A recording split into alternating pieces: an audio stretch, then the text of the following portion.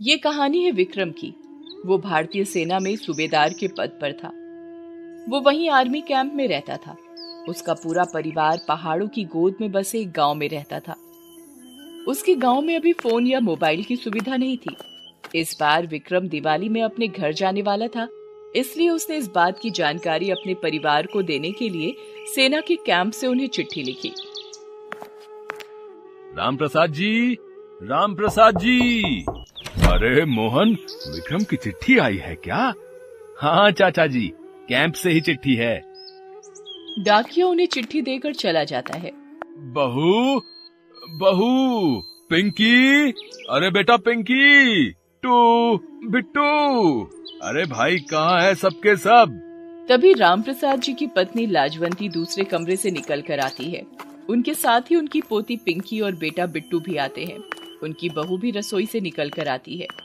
अरे पिंकी, देखना, कैंप से विक्रम की चिट्ठी आई है। मेरा चश्मा नहीं मिल रहा है, तू ही जल्दी से इसे पढ़ के सबको सुनाना। पिंकी चिट्ठी पढ़ती है। अम्मा बाबूजी प्रणाम। इस दिवाली में 15 दिनों की छुट्टी पर घर आ रहा हूँ। इस बार हम सब साथ में दिवाली मनाएंगे। और हाँ पिंकी, तू ही पढ़ रही है ना चिट्ठी? इस बार तुम्हारे और बिट्टू के लिए बहुत सारी चीजें लेकर आ रहा हूँ। वैसे तुम लोग तुम्हारी माँ और दादा दादी को ज्यादा परेशान तो नहीं करते ना? खूब मन लगाकर पढ़ना। मैं दिवाली के एक दिन पहले पहुँच जाऊंगा। चलो अब लिखना बंद करता हूँ, बाय। चिट्ठी में विक्रम के आने की बात सुनकर पूरे घर में खुशी की लहर दौड़ गई। माँ, पापा मेरे लिए वो चाबी वाली गुड़िया लेकर आएंगे ना, जो उन्होंने पिछली बार कहा था लाने को? कहीं वो भूल तो नहीं जाएंगे? तेरी गुड़िया भले ही भूल जाएं, पर वो मेरा हवाई जहाज लाना बिल्कुल नहीं भूलेंगे। अगर वो भूल गए तो मैं उनसे बात नहीं करूंगी। नहीं, मैं तो बात करूंगी। पापा इतने दिनों बाद घर आ रहे हैं, मैं एक गुड़िया के लिए उनसे बात करना नहीं छोड़ सकती। विक्रम की माँ भी सारा दिन विक्रम की बातें ही करती रहती। देख बहू, ये पापड़ तो लगता है अब सूख गए हैं। तुझे पता है ना विक्रम को साबूदाने के पापड़ कितने पसंद हैं? हाँ माँ, बिल्कुल पता है। सुन बहू, तेरे हाथों की बनी मिर्ची का अचार भी उसे बहुत पसंद है। इस बार थोड़ा ज्यादा बना देना। पिछली बार दोस्तों को बांटने के चक्कर में उसके पास बहुत कम बचे थे। दूसरी ओर विक्रम भी अपने घर आने की पूरी तैयारी कर रहा था। बिट्टू और पिंकी के खिलौने उसने खरीद लिए थे। साथ ही पिंकी के लिए एक सुंदर सी फ्रॉक भी उसने ली थी। माँ और अपनी बीवी के लिए साड़ी भी खरीद ली थी। बाबूजी का कुर्ता उसने नहीं लिया था, वो आज वही खरीदने जाने वाला था। विक्रम और उसका फौजी दोस्त परमवीर बातें कर रहे हैं। क्या बात है, तू सारा मार्केट ही खरीद लेगा क्या? हाँ, अरे इतने दिनों बाद घर जा रहा हूँ, वो भी दिवाली पर। खाली हाथ तो जाऊंगा नहीं ना? हाँ तो खाली हाथ उधर से लौटना भी मत। माँ के हाथों के लड्डू, पापड़ और लाल मिर्ची वाला अचार जरूर लेकर आना। आहा, क्या स्वाद था यार उनमें। मेरे तो मुंह में अभी से पानी आ रहा है। विक्रम को अपने घर जाने में 1 सप्ताह का समय बचा था। दोनों ओर से बेसब्री से इंतजार हो रहा था। उसके बेटे और बेटी ने दिवाली मनाने के लिए तरह तरह के प्लान किए हुए थे। उसकी माँ और बीवी तो सारा दिन पकवानों की तैयारी के बारे में ही बातें करते। उसके पिताजी कुछ कहते तो नहीं थे, लेकिन उनकी बूढ़ी आंखें बार बार कैलेंडर की डेट पर चली जाती थी। लेकिन दिवाली के ठीक 1 सप्ताह पहले सायरन बजने के बाद सभी सैनिक अपने कमांडर के पास रिपोर्टिंग के लिए पहुंचते हैं। जवानों, सरहद पर फिर से दुश्मनों ने घुसपैठ की कोशिश की है।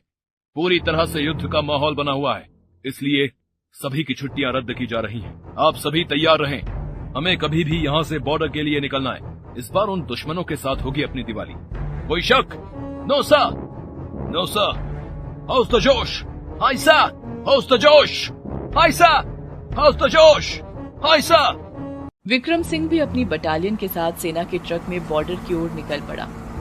पिंकी दीदी, मैं ना इस बार पापा के साथ बड़ा वाला रॉकेट चलाऊंगा, और अनार भी।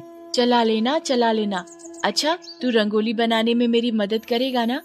पता है, इस बार रंगोली के साथ मैं लिखूंगी वेलकम पापा। क्यों, कैसा आइडिया है?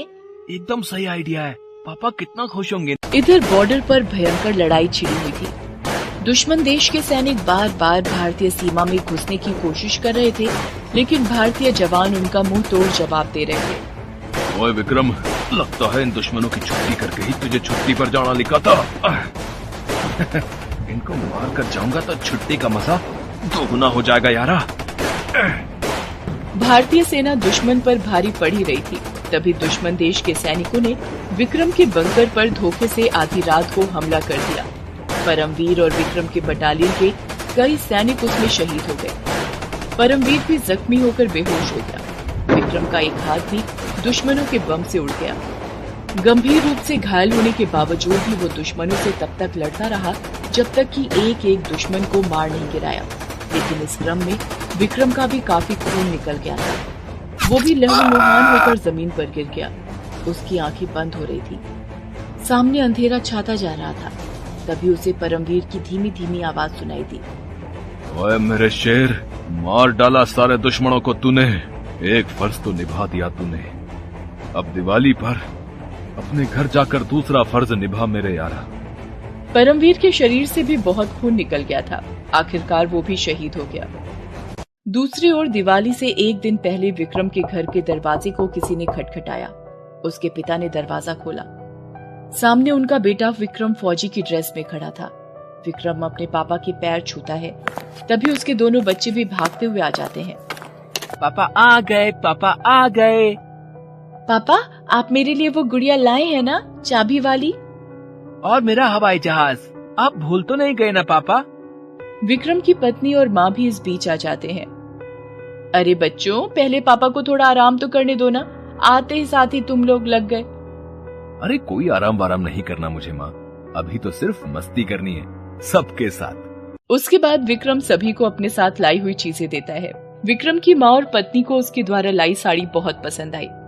बाबूजी पर भी विक्रम द्वारा लाया कुर्ता खूब सूट कर रहा था। पिंकी तो नई फ्रॉक उतारना ही नहीं चाह रही थी और उसकी चाबी वाली गुड़िया में उसने इतनी चाबी दी कि एक ही दिन में वो ढीली हो गई। बिट्टू तो ऐसा लगता था कि अपने उसी हवाई जहाज में पूरे परिवार को घुमा लाएगा। अगले दिन दिवाली थी। पापा, मुझे ये अनार जलाना है, मुझे जलाने दो ना। हाँ, लेकिन सावधानी से। पापा, आप पटाखे बाद में जला लेना, पहले मेरी रंगोली तो देख लो ना। विक्रम पिंकी की रंगोली देखता है। उसके बगल में लिखा वेलकम पापा देखकर उसकी आंखों में आंसू आ जाते हैं। फिर वे सभी मिलकर पटाखे जलाते हैं। दियों की रोशनी से सारा घर सभी मिलकर जगमगाते हैं। सभी मिलकर खूब मस्ती करते हैं। रात काफी हो जाती है और तो सभी सो जाते हैं। अगले दिन, मम्मी मम्मी, पापा कहाँ हैं? वो दिख नहीं रहे। अरे यहीं कहीं होंगे, कहाँ जाएंगे? मम्मी, हमने सारा घर देख लिया, छत पर भी खोज आए, वो नहीं मिले। अरे बच्चों, हो सकता है वो बाहर गया हो। लेकिन घर का दरवाजा तो बंद है। बंद दरवाजे से वो कैसे बाहर जा सकता है? वो सभी ये बातें कर ही रहे होते हैं कि दरवाजे पर दस्तक होती है। जैसे ही उन्होंने दरवाजा खोला, उन्हें शौक सा लगा। एक बड़े से ताबूत में तिरंगे में लिपटा हुआ उनके बेटे का शरीर आया था। उसे देखते ही विक्रम की माँ तो बेहोश होते होते बची। आपका बेटा 2 दिन पहले शहीद हो गया, लेकिन जाते जाते ही उसने एक एक दुश्मन को मार गिराया। ये आप क्या कह रहे हैं? हमारा बेटा तो हमारे साथ था। कल हम सभी ने साथ मिलकर दिवाली मनाई है। अंकल, खुद को संभालिए।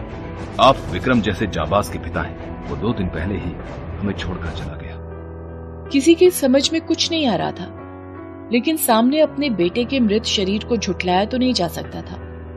विक्रम के पिता को समझ आ गया था कि उनके बेटे की आत्मा उनके पास आई थी और दिवाली की खुशियों को मनाया था। पापा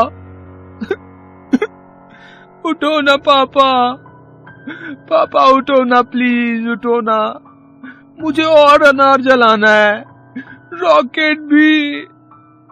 पापा, पापा, मैंने गुड़िया खराब कर दी तो आप गुस्सा हो गए? प्लीज आप उठ जाओ ना, प्लीज उठ जाओ। तू जागता क्यों नहीं? देखना, मैंने और बहू ने तेरे लिए कितनी सारी चीजें बनाई है। बेटा जाग ना। माँ जी, आपका बेटा सारा फर्ज निभा गया, भारत माता का भी और अपने बेटे होने का भी।